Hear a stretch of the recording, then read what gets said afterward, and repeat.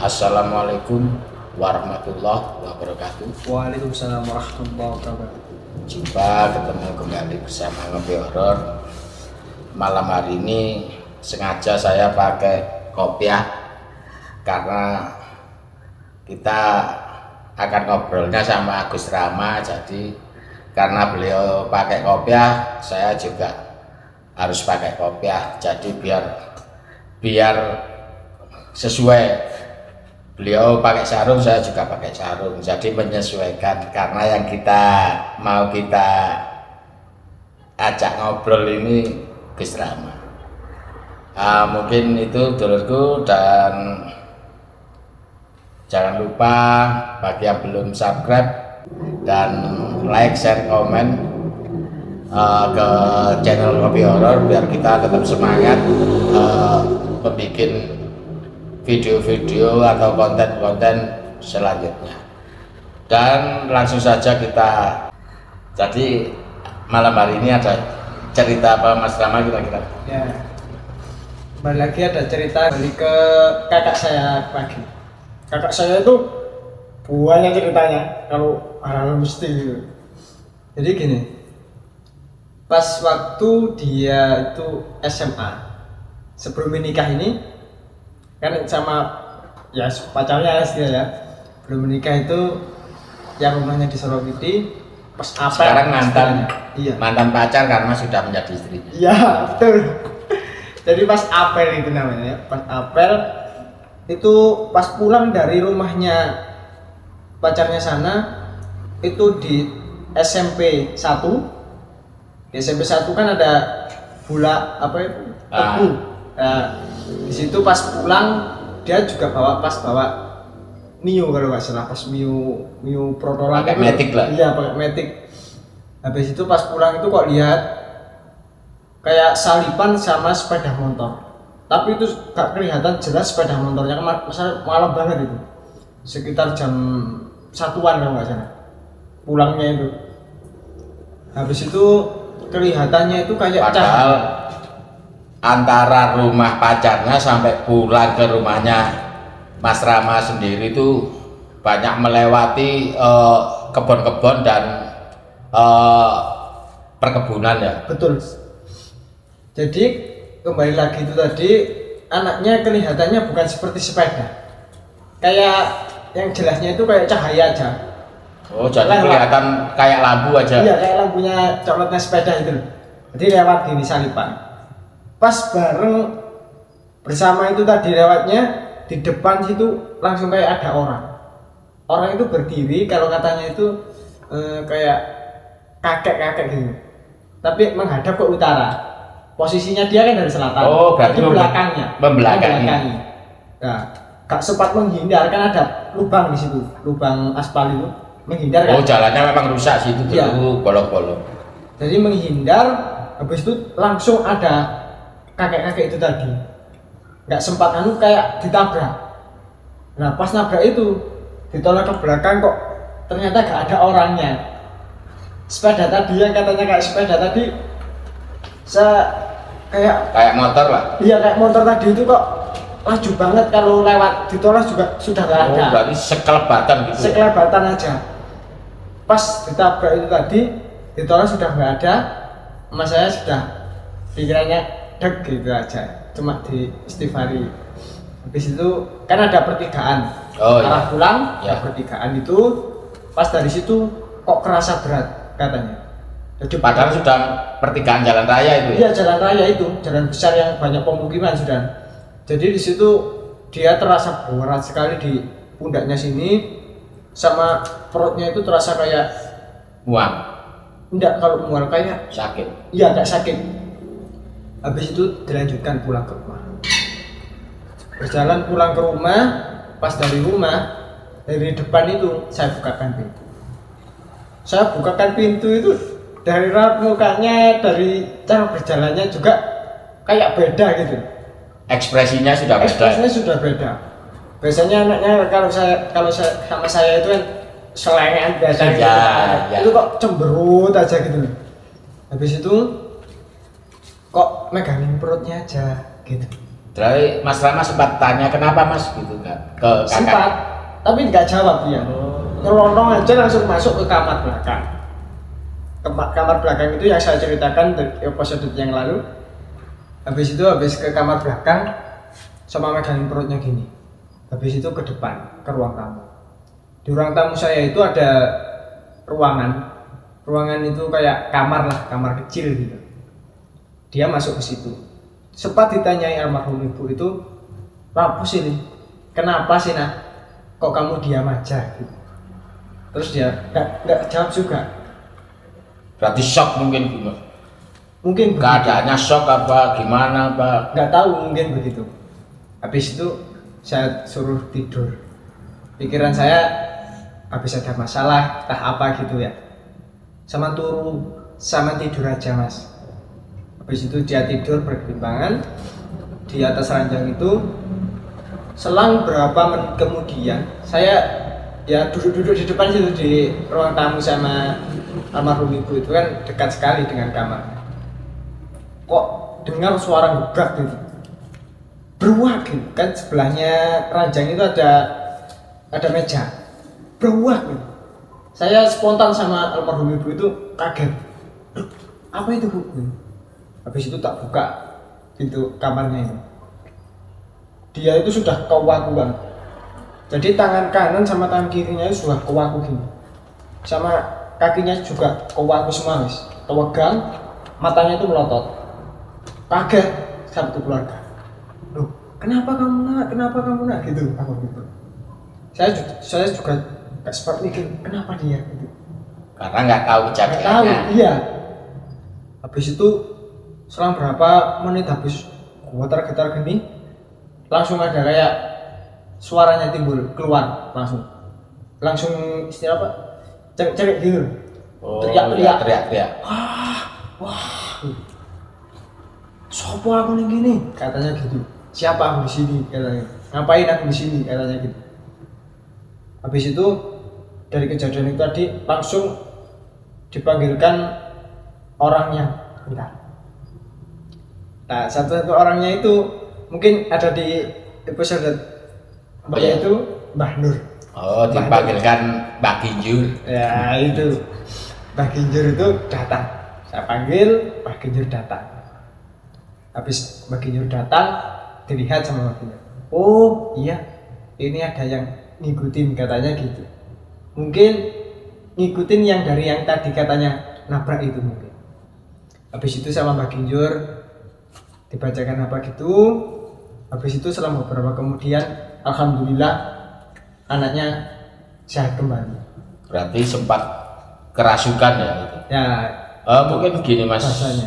Rama, bisa jadi waktu dia nabrak itu jadi seolah-olah itu rohnya yang ditabrak itu kan nggak tembus, tapi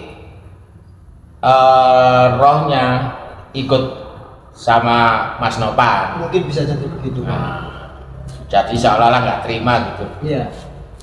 Dalam kejadian itu sempat ada yang menganehkan lagi. Sebelumnya dipanggilkan Mbah Ginjur itu tadi, Ya. beberapa tetangga ada 4, badannya besar-besar orangnya, seperti Mas Nois. Ya, seperti Mas Nois. Ya, Mas Nois. Itu seperti Mas Nois. Mas, itu kalau Mas Nois kan tinggi besar. Nah, segitu-gitu. Dipegangin kakinya 2, pegangin tangannya 2. Masih berontak, nggak kuat orang 4 itu. Kewalahan ya. Kewalan istilahnya. Habis itu ya itu tadi, panggilkan Mbah Ginjur itu tadi. Jadi Mbak Ginjur, dulurku sering ada di video kami. Saya sering wawancara ataupun ngobrol, juga pernah eksplor di video-video yang lain itu sama Mbak Ginjurnya. Terus gimana Mas Rama? Habis dari situ anaknya itu kan sudah sehat kembali.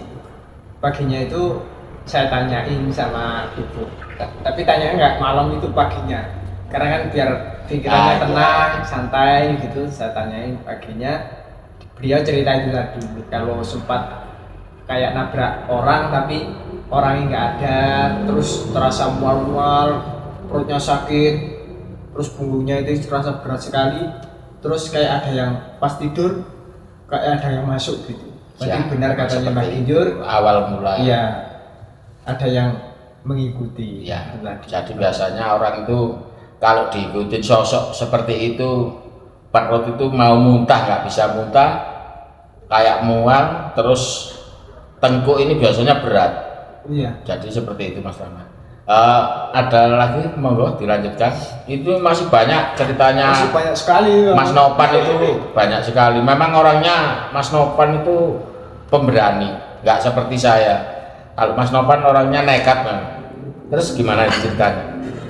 Jadi ini cerita yang belum lama, masih 2 bulanan yang lalu ya, mungkin. Ini sesudahnya apa itu? Menikah. Iya, sesudahnya menikah. Itu anaknya kan biasanya sama teman-temannya juga kan sering tidur di belakang. Ya. Yang di rumah saya cerita yang episode lalu apa? Talang. Ya. Di Talang situ, di rumah Talang itu gelar tikar gitu sama teman-temannya, Vivian gitu, main HP. Nah itu pas habis sama teman-temannya semua sekitar jam 3 pagi itu temannya pulang semua kan, sudah pulang semua. Mas saya itu sendirian pakai HP, kan di sampingnya itu ada mesin cuci. Di mesin cuci itu ada lorong. Berarti Mas Nopan itu waktu yang lain pulang itu nggak pindah, Masih di situ. Karena berani memang. Iya, iya. Kan dekatnya kandang ayam itu. Bekasnya kandang ayam. Kandang ayam itu kan nggak terpakai, itu kan besar. Kan di situ ada tangga mau naik ke atas tingkatnya kandang. Gitu. Nah di situ Mas Nopan mau ngecas. Colokan casnya itu berada tepat di atasnya mesin cuci. Pas mau ngecas kan ekor mata kan mesti lihat kan ke lorong itu. Lorongnya itu tadi menunjukkan ke tangganya. Apa itu kandang ayam. Kemudian katanya dia itu kayak angin itu berhembus kencang dari selatan. Sudah gak dihiraukan sama dia. Ditinggal lagi berbaring-baring. Habis itu kayak merasa ada yang chat, gitu disamperin HP-nya yang dicas tadi.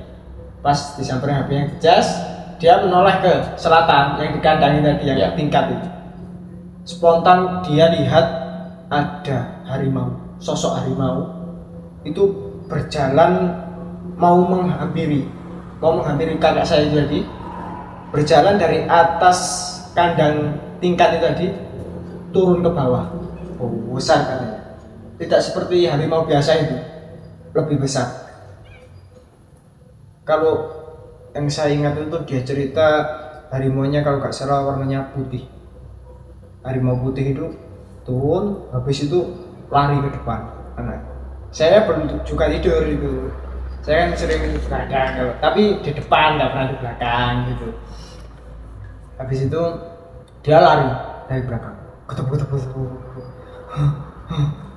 Abahnya gitu, ngomong gitu sampai depan apa? Ngos-ngosan gitu ya. Ngos-ngosan gitu sampai depan apa? Kamar yang di depan itu loh, di ruang tamu. Saya tanyain, kenapa? Kok ngos-ngosan sekali? Enggak. Dia cerita gitu. Enggak, dia bilang gitu. Habis itu besoknya cerita. Berarti Kak cerita spontan malam itu juga ya? Enggak. Jadi ceritanya paginya. Gak berani cerita dia. Kak mungkin takut kalau adiknya ini takut mungkin. Jadi ceritanya paginya. Aku membeli saya tadi malam itu kelihatan harimau turun dari kandang. Masa saya gitu dah, saya nggak percaya. Oh itu kandangnya ayam bukan kandang harimau. Iya kan? Ya itu. Harusnya yang turun itu ayam. Harimau siapa yang pelihara di situ ya?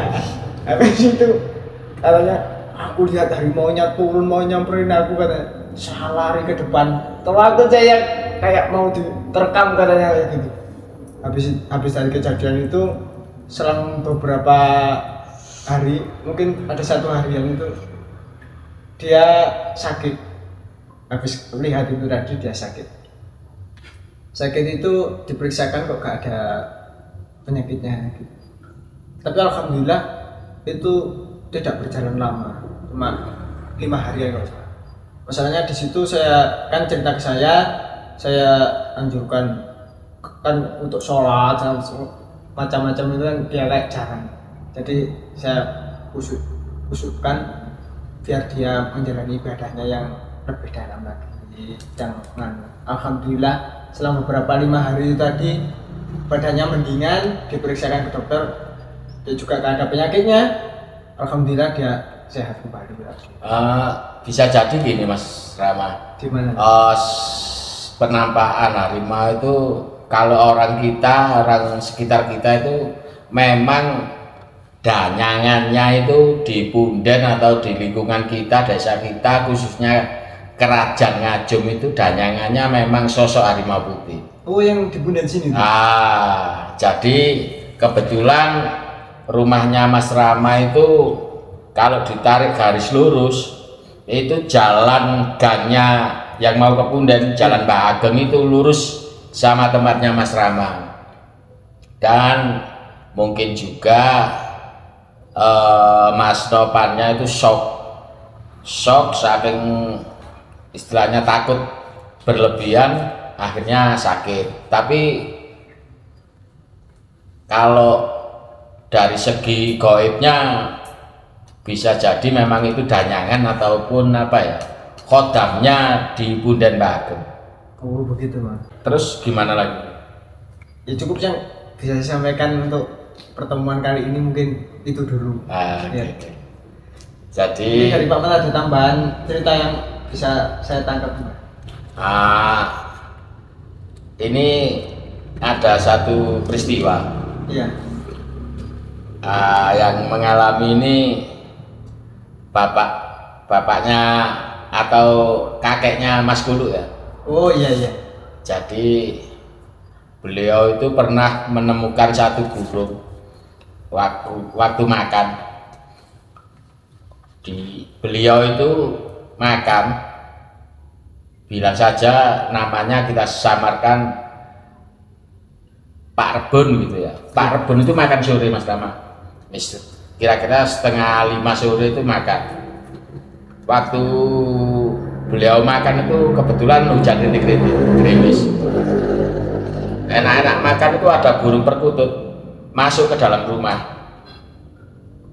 Setelah perkutut itu masuk, langsung hinggap atau nangkring di atas meja makan beliau itu. Oh pas makan itu ya? Iya, jadi di sebelahnya piring makan itu tahu-tahu ada burung perkutut itu hinggap.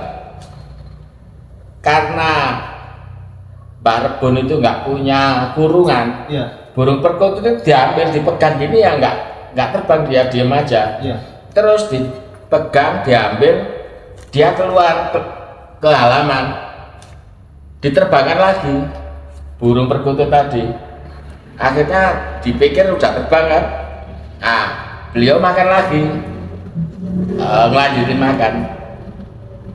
Selang berapa menit kemudian burung itu masuk lagi, dihinggap lagi di meja tadi. Terus perasaannya Mbak Rebun itu, oh kamu lapar ya, bilang gitu sama burung tadi. Terus piringnya itu didekatkan ke burung tadi. Iya. Ternyata burung tadi makan nasi tadi. Dibiarin sampai kenyang. Iya. Ditungguin. Setelah burung itu makan udah kenyang, udah nggak makan lagi, dipegang lagi, diambil, ya diem aja burung tadi. Terus dibawa keluar lagi, diterbangkan lagi. Karena dia, kalau kita yang nemu mungkin pinjam-pinjam kurungan apa-apa, karena Mbak Rebun tadi berpikir nggak punya kurungan, mau ditaruh di mana, diterbangkan lagi, dibawa keluar, terbang lagi. Akhirnya malam hari Mas Rama, beliau itu mimpi didatangin seorang kakek-kakek, disuruh nyangkul atau nggali di belakang rumah. Oh iya. Setelah itu beliau terbangun, beliau mikir, kok aku mengimpi seperti itu, apa mimpi itu benar apa enggak, yang penting besok pagi tak cangkul, tak gali di belakang rumah, di bawah pohon aren. Oh iya. pohon aren itu ada yang bilang pohon kolang-kaling. Ya. Jadi paginya beliau sebelum ke sawah itu menyempatkan diri untuk gali di bawah pohon aren tadi. Betul.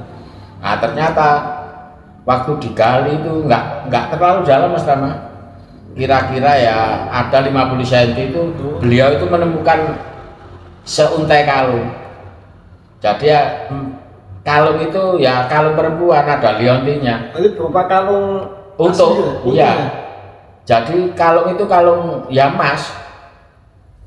Nah, setelah itu beliau itu ketakutan.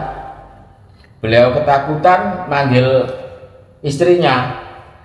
Mak, iki lho aku nemu kalung. Istrinya datang loh.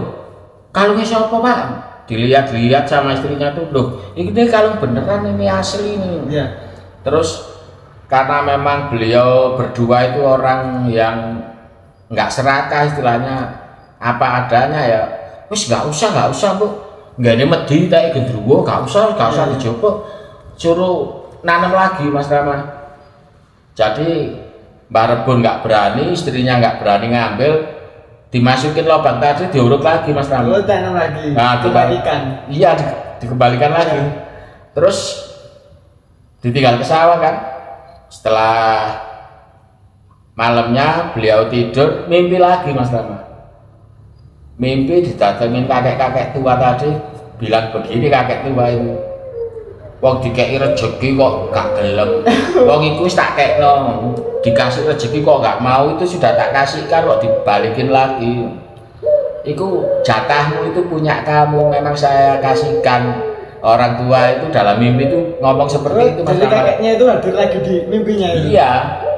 Jadi karena nggak percaya, besok pagi digali lagi di lubang yang sama. Iya. Itu digali sampai dalam kira-kira 1 meter sudah nggak ada kalung tadi. Hilang. Iya. Jadi manggil istrinya loh, kau mak kalungnya anu. Aku mah bengi mimpi suruh ngambil ini, memang dikasihkan sama kita, kok nggak ada sekarang. Akhirnya ya hilang, nggak ada, akhirnya ya nggak ketemu Mas Rama. Berarti memang belum rezekinya mungkin seperti itu Mas Rama. Ya mungkin itu aja Mas Rama. Ya. Selingannya. Siap. Monggo ditutup Mas Rama sekali-sekali. Ya. Jangan lupa untuk bolo-bolo ngopi horor yang ada di manapun kalian berada.